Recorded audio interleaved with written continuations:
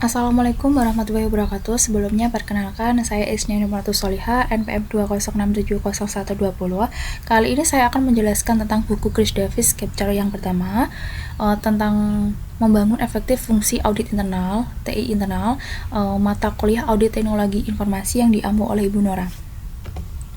Yang pertama adalah kita membahas tentang topik utama dalam buku ini. Yang pertama ada misi Departemen Audit, yang kedua ada konsep kemandirian dan bagaimana menghindari penyalahgunaan, yang ketiga ada bagaimana menambah nilai luar audit dengan konsultasi dan keterlibatan awal, yang keempat bagaimana meningkatkan keefektifan dan membangun hubungan, yang kelima ada peran audit teknologi informasi dan bagaimana memilih fokus, dan yang terakhir yang keenam bagaimana membangun dan memelihara tim audit yang efektif.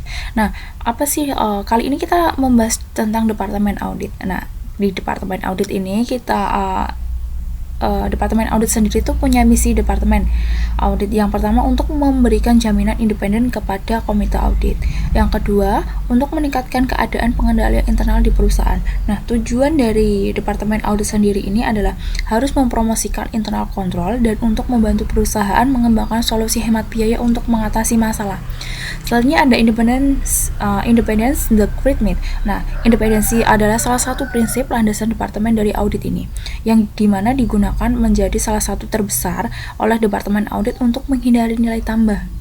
Dan hampir semua audit departemen menunjukkan independensi mereka sebagai salah satu keberhasilan mereka dan alasan bahwa komite audit dapat mengandalkan mereka. Yang selanjutnya ada consulting and early involvement. Menjadi seorang auditor lebih dari sekedar mengaudit. Meskipun melakukan audit formal, fungsi kritis dan perlu departemen audit itu biaya untuk memperbaiki masalah dan menambah kontrol pasca implementasi secara signifikan lebih tinggi daripada biaya pelaksanaan pertama kali. Jadi kita harus memperbaiki masalah daripada mengulang dari awal. Itu ketika kita mengulang dari awal akan menjadikan biayanya lebih banyak seperti itu. Selanjutnya ada 4 metode konsultasi dan keterlibatan awal. Yang pertama adalah early involvement atau keterlibatan awal. Nah, sebagai seorang auditor mungkin akan lebih banyak menghadapi resistensi setelah implementasi.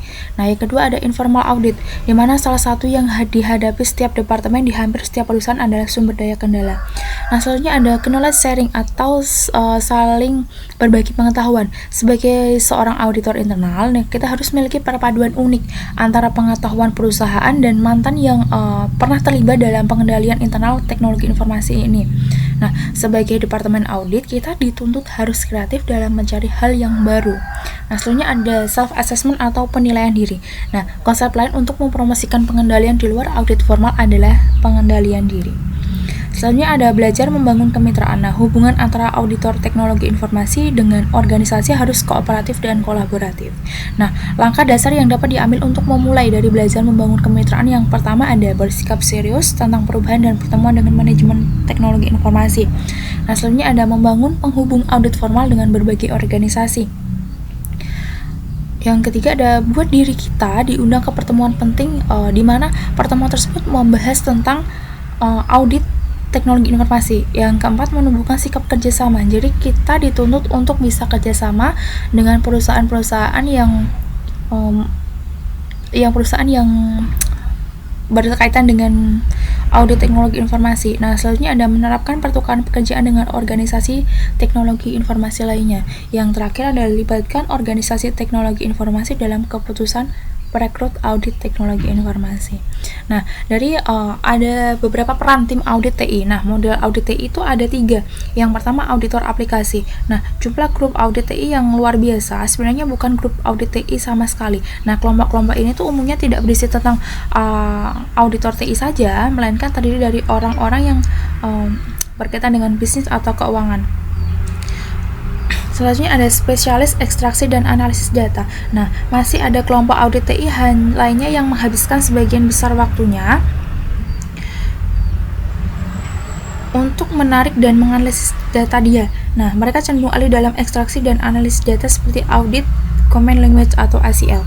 Nah, selanjutnya itu ada auditor teknologi informasi. Nah, departemen lain memiliki auditor TI yang menghabiskan sebagian besar waktunya untuk fokus di area teknologi informasi tersebut, audit.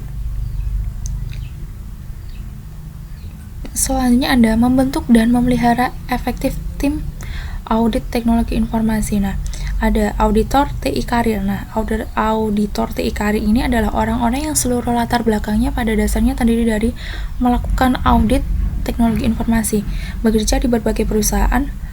Mereka kebanyakan itu memiliki sistem informasi bersertifikat yang biasanya disebut dengan CISA atau Certified Information System Security Professional atau CISSP. Selanjutnya ada sumber untuk auditor teknologi informasi karir. Nah, kecuali dalam kasus yang jarang terjadi, auditor ini berasal dari luar perusahaan kita. Nah, selanjutnya ada profesional TI. Profesional TI itu adalah pakar materi pelajaran tentang teknologi tetapi tidak memiliki pengalaman dengan audit. Jadi, auditor ini dapat memberikan pemahaman yang luar biasa kepada tim kita dalam bidang keahlian khusus mereka. Selanjutnya ada sumber untuk profesional TI sebagai auditor. Nah, auditor ini juga umumnya berasal dari 3 sumber, yaitu profesional teknis dari dalam perusahaan kita, profesional teknis dari luar perusahaan kita, dan perusahaan tinggi yang memperkerjakan mereka. Selanjutnya ada karir auditor TI versus profesional TI. Nah, ciri-ciri utama auditor TI yang sukses itu ada yang pertama, kemampuan menggali detail teknis tanpa tersesat dalam detailnya. Yang kedua ada keterampilan analitis. Yang ketiga keterampilan komunikasi. Yang keempat kesediaan untuk tidak menyentuh tertentu di setiap penampilan membangun hubungan. Nah, ada lagi nilai jual untuk merekrut profesional TI ke dalam audit TI. Nah, ada 2, paparan berbagai macam teknologi. Yang kedua ada pandangan luas tentang perusahaan dan grup teknologi informasi. Jadi, paparan berbagai macam teknologi itu dari Departemen Audit akan melakukan pekerjaan audit langsung dengan hampir semua teknologi yang digunakan di perusahaan. Nah, kalau pandangan luas tentang perusahaan dan grup TI itu sangat sedikit pekerjaan yang menyediakan kesempatan untuk bekerja dengan begitu banyak kelompok TI yang berbeda. Selanjutnya ada co-sourcing atau beberapa perusahaan co-source fungsi audit membawa auditor dari perusahaan eksternal sebagai tenaga kerja tambahan. Ringkasan dari buku Chris Davis Capture yang pertama ini adalah 1. Misi sebenarnya dari Departemen Audit Internal adalah membantu memperbaiki keadaan pengendali internal di perusahaan. Yang kedua, auditor internal tidak benar-benar independen tetapi harus objektif. Yang ketiga, penting untuk menemukan cara mencapai misi departemen di luar audit formal. Yang keempat, ada membangun dan menjaga hubungan baik dengan organisasi teknologi informasi. Yang kelima, tim audit TI yang paling efektif memastikan bahwa setiap lapisan dari tumpukan tersebut tertutup, bukan hanya lapisan aplikasi. Yang ke 6, tim audit teknologi informasi ini yang sukses umumnya terdiri dari kombinasi karir auditor dan profesional teknologi informasi. Yang ke-7, sangat penting untuk membangun metode untuk mempertahankan keahlian teknis dari tim audit teknologi informasi. Yang terakhir, yang ke-8 adalah hubungan yang sehat harus dikembangkan dengan auditor teknologi informasi eksternal.